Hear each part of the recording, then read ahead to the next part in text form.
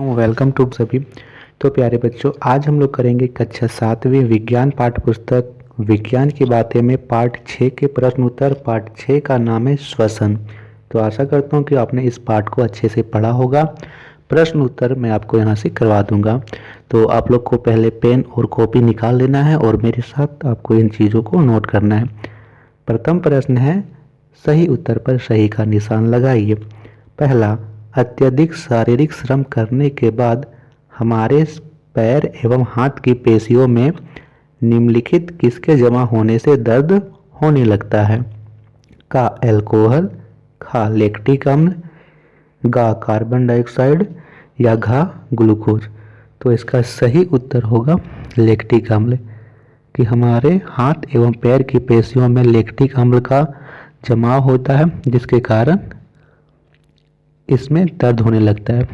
यहाँ पे आप लोग ध्यान दो, जब हम अत्यधिक शारीरिक विश्राम करते हैं, यानी कि हम बड़े बुजुर्ग के पास चले जाएं और उनसे पूछें कि क्या आपके हाथ और पैरों में दर्द हो रहा है, तो हाँ हो रहा है, तो आपको लैक्टिक अम्ल होगा। नहीं बच्चों, जब आप अत्यधिक श्रम करोगे, अत्यधिक दौड़ भाग करोगे, तब यह होता है।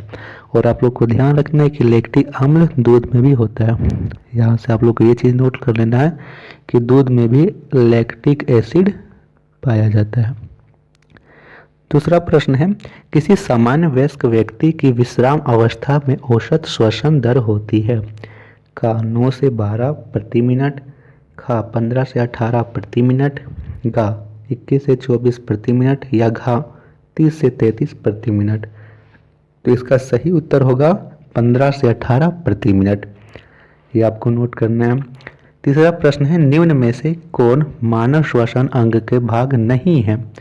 का फेफड़ा, यहाँ पे ये जो ऑप्शन का नंबर ये जो गलत दिया हुआ है, खा आहार नाल, गा ट्रेकिया, घा डायफ्राम। तो इसका सही उत्तर होगा आहार नाल। आहार नाल मानव श्वसन तंत्र का भाग नहीं होता है, यह पाचन तंत्र का भाग होता है आहार नाल। तो आपको नोट कर लेना है, ठीक है। इसके बाद करते हैं प्रश्न संख्या 2। दूसरा प्रश्न है, सही गलत का चयन कीजिए। तो मैंने आप यहाँ से सही गलत कर दिया है। आप लोगों को समझ लेना है कि यह सही है तो सही क्यों है, और अगला जो है वो गलत है तो गलत क्यों है। सबसे पहले दे रखा है, मछलियों में श्वसन के लिए फेफड़े होते हैं। देखिए बच्चों, आप लोग ये चीज़ तो कहीं से भी देख लो कि हाँ ये प्रश्न सही है, ये का जो कथन है सही है गलत है, लेकिन सिर्फ आपको इतना नहीं देख लेना है कि यह सही है। आपको इस चीज़ को भी ध्यान रखना है कि यदि हम यह चीज़ सही कर रहे हैं तो सही क्यों कर रहे हैं। भारत क्लासेस पर आपको कोई भी ऐसी चीज़ नहीं है जो आपको रटवाई जाएगी। प्रत्येक प्रश्न आपको समझाया जाएगा, ठीक है। जब तक आपकी समझ में नहीं आता है, आपको यहाँ तक इस सब वीडियो में समझाया जाएगा इन भारत क्लासेस पर बच्चा, कि हम लोग का खा लिखते हैं तो का के बाद खा क्यों लिखते हैं। एक एक प्रश्न, जो भी आपको डाउट हो रहा है, जो भी आप चीज़ नहीं पूछ पाते हो, आपको लोगों को डर लगता है कि पूछेंगे तो सामने वाला क्या समझेगा, कोई नहीं बच्चा, आपको एकदम खाली गिलास बन जाना है, ठीक है। भंडार आपको ज्ञान अर्जित करना है तो आपको एकदम खाली गिलास बन जाना है। जिस प्रकार खाली गिलास में हम लोग जल भरते हैं तो जल को ग्रहण करता है, ठीक है। आपको कोई भी प्रश्न हो, किसी प्रकार का डाउट हो, तो आप अपने कमेंट लिख सकते हो। ये मत सोचना कि अगला क्या सोच रहा है, आपको अपना देखना है, आपको अपना भविष्य सुधारना है, ठीक है। मछलियों में श्वसन के लिए फेफड़े होते हैं? नहीं जी, ये बात गलत है। अब गलत क्यों है? क्योंकि यदि मनुष्य जो मछलियों में श्वसन के लिए फेफड़े होते हैं तो वह पानी में श्वास नहीं ले पाती, इसलिए उसमें फेफड़े नहीं होते हैं। फेफड़े मनुष्यों में पाए जाते हैं। दूसरा है, प्रश्वास के समय वक्ष गुहा का आयतन बढ़ जाता है। तो ये बात बहुत सही है कि प्रश्वास के समय वक्ष गुहा का आयतन बढ़ जाता है। अब प्रश्वास होता क्या है कि फेफड़ों से कार्बन डाइऑक्साइड को शरीर से बाहर निकालना। इसमें क्या करोगे, अब जब अपने से देखो कि अब जब बहुत जोर से आप सांस छोड़ते हो तो क्या होगा, आपके वक्ष गुहा का आयतन एकदम से बढ़ जाएगा। तो ये बात तो सही है। हमने हमारे शरीर पर, अपने भी शरीर पर घटित करके देखो कि आप बहुत जोर से सांस छोड़ो तो क्या होगा, आपके वक्ष गुहा का आयतन बढ़ जाएगा। तीसरा जो कथन है वही है कि फेफड़ों से कार्बन डाइऑक्साइड को शरीर से बाहर वातावरण में निकालने की क्रिया प्रश्वसन कहलाती है। तो हमने यह देखा कि प्रश्वासन के समय वक्ष गुहा का आयतन बढ़ जाता है। तो ये दोनों कथन एक दूसरे से रिलेटेड हैं और दोनों ही कथन सत्य हैं। चौथा है कि मनुष्य, गाय, भैंस में श्वसन गिल्स के द्वारा होता है। नहीं जी, ये कथन गलत है। मनुष्य, गाय, भैंस में श्वसन फेफड़ों के द्वारा होता है। यदि गिल के द्वारा संभव हो पाता तो हम लोग कहाँ रहते हैं? हम लोग जल में रहते हैं, जलचर प्राणी कहलाते हैं। ठीक है, मनुष्य हो, गाय हो, भैंस हो, ये सभी जलचर कहलाते हैं, लेकिन हम लोग तो जल नहीं होते हैं, जलचर नहीं होते हैं। तीसरा प्रश्न, मिलान करना है। खंड आ में दिए गए शब्दों का खंड बा के साथ मिलान कीजिए। खंड खा इधर है, तो ईस्ट अल्कोहल से होगा यहाँ पर मैच। ठीक है, अल्कोहल के निर्माण में ईस्ट। डायफ्राम, वक्ष गुहा को डायफ्राम, तो ये मिक्स कर लो। केंचुओं त्वचा के द्वारा श्वसन क्रिया करता है। मछली, तो मछली गिल्स के द्वारा श्वसन कर दिए। पत्तियाँ, तो पत्तियों में गैसों के आदान प्रदान के लिए रंध्र होते हैं। ये आपको नोट कर लेना, ये तो ईजी है। तो बच्चा, आपको इसी तरह सभी विषयों के एकदम अच्छे से समझाया जाएगा। आप लोग नए हो, जितने बच्चे नए हैं, तो आपसे रिक्वेस्ट है कि पहले आप सभी सब्सक्राइब कर लीजिए, लाल कलर के बटन को प्रेस कर लीजिए और साथ ही नोटिफिकेशन बेल आइकन को भी ऑन कर दीजिए, ताकि आने वाली सभी वीडियो की नोटिफिकेशन आप सभी को मिल सके। करते हैं इसके बाद चौथा प्रश्न, कारण बतलाना है। हमें दो कारण बतलाना है। पहला है कि कोई धावक दौड़ समाप्त होने पर सामान्य से गहरी सांसें लेता है, और दूसरा है कि जब हम अत्यधिक धूल भरी हवाओं में सांस लेते हैं तो छींक आती है। विज्ञान अब यही चीज बतलाता है कि यह घटना हो रही है, तो इसके पीछे का कारण क्या है। विज्ञान में क्या होता है कि कारण जानने का प्रयास होता है। ठीक है, तो इसमें हम लोग लिखेंगे बच्चा कि जब कोई धावक दौड़ता है तो उसे बहुत अधिक ऊर्जा की आवश्यकता होती है, लेकिन ऊर्जा उत्पन्न करने के लिए हमारे शरीर में ऑक्सीजन की आपूर्ति सीमित मात्रा में होती है। ऐसी स्थिति में वह जोर जोर से सांस लेता है और अधिक से अधिक ऑक्सीजन लेना चाहता है। ठीक है, ऑक्सीजन अधिक से अधिक लेना चाहता है, ये आपको लिख देना है। इसके बाद इसी का दूसरा प्रश्न है कि जब हम अत्यधिक धूल भरी हवाओं में सांस लेते हैं तो छींक आ जाती है। क्यों आती है? तो लिखेंगे कि जब हम धूल भरी हवाओं में सांस लेते हैं तो हवा में उपस्थित धूल कण हमारे नाक के माध्यम से हमारे उदर में प्रवेश करने का प्रयास करते हैं, परंतु हमारे नाक में उपस्थित बाल इन्हें अंदर नहीं आने देते और अंततः हमें छींक आ जाती है। ठीक है, इसीलिए कहा जाता है कि जब भी आप सांस लो तो किससे सांस लो? नाक से सांस लो। यहाँ पे यदि आप मुंह से सांस लेते हो तो आपके मुंह के द्वारा जितने भी धूल कण है वे सभी उदर में प्रवेश कर जाते हैं और आपको बहुत सारी बीमारियां हो जाती। नाक में सांस लेने से क्या होगा कि आपके नाक में अनेक तरह के बाल होते हैं और वे सभी धूल कण उसमें फंस जाएंगे और आपको नाक में खुजलाहट सी होने लगेगी और उसे बाहर करने के लिए हमें छींक आ जाती है। यहाँ पर छींक आने के साथ आपकी आंख भी बंद हो जाती है, जो कि एक अनैच्छिक क्रिया होती है।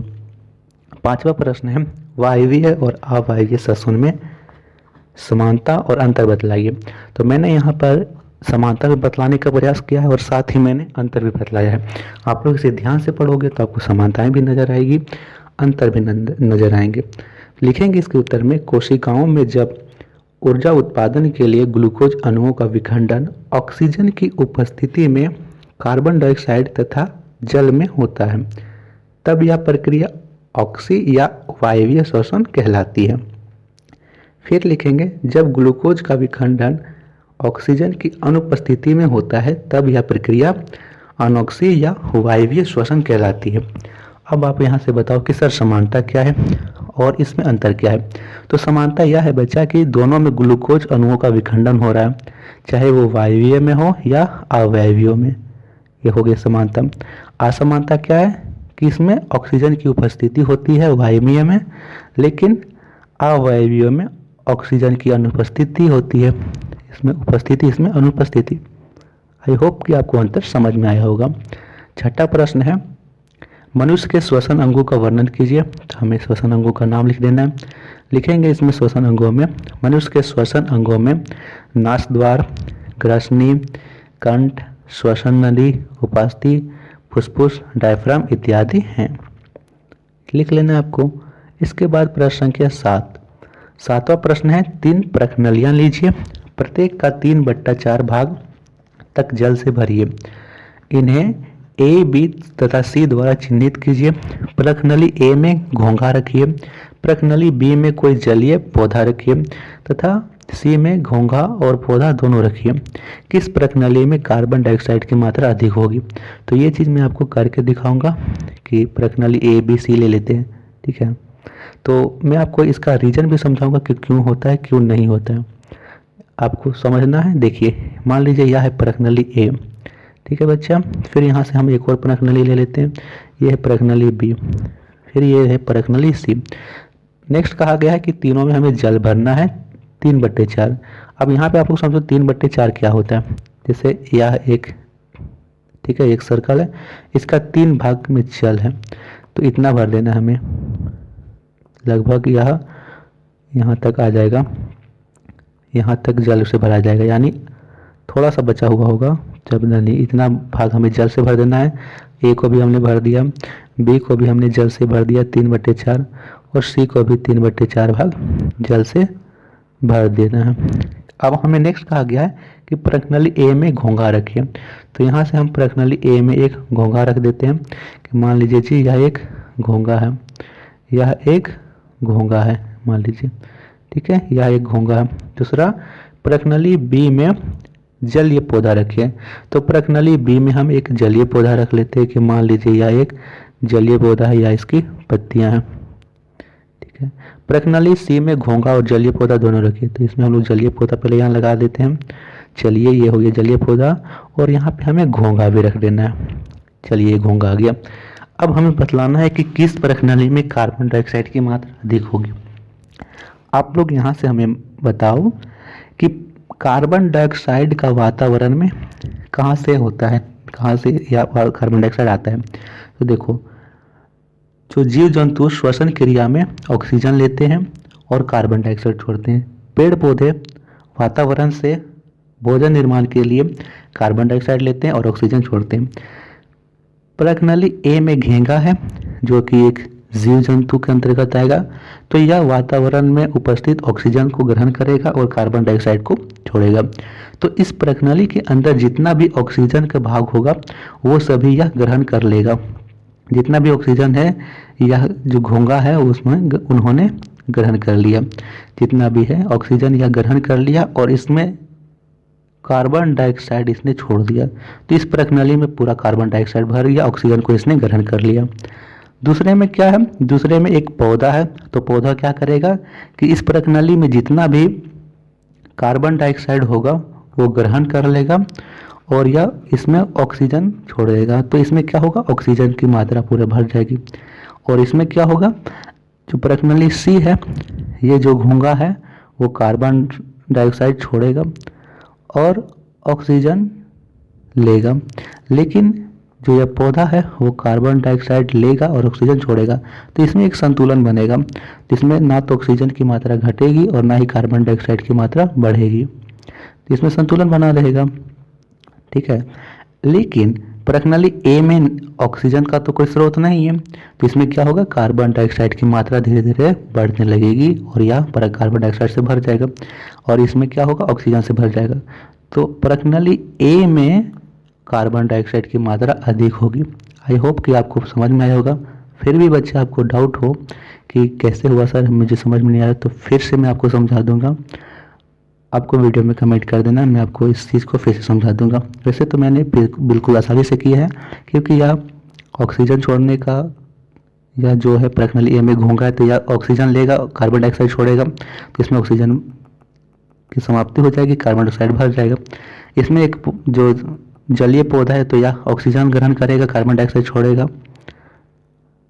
सॉरी, इसमें जो जलीय पौधा है यह कार्बन डाइऑक्साइड ग्रहण करेगा, ऑक्सीजन छोड़ेगा, तो इसमें कार्बन डाइऑक्साइड समाप्त हो जाएगा, ऑक्सीजन भर जाएगा और इसमें सामंजस्य रहेगा।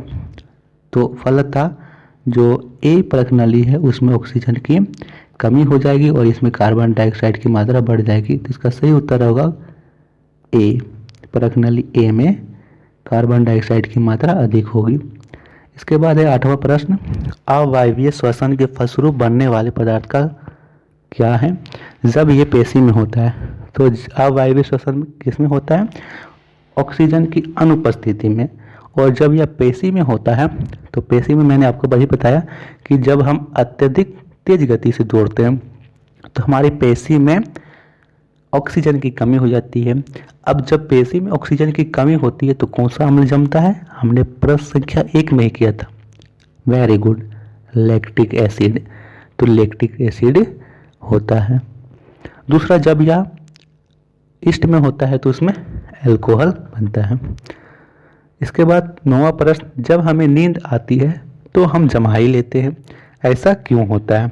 तो देखिए, जमाई लेना अनैच्छिक गतिविधि है, आप नहीं भी चाहोगे तब भी आपको जमाई आ ही जाएगी। अब जमाई आएगी तो क्या होगा, आपका मुंह एकदम पूरा बड़ा सा खुल जाएगा।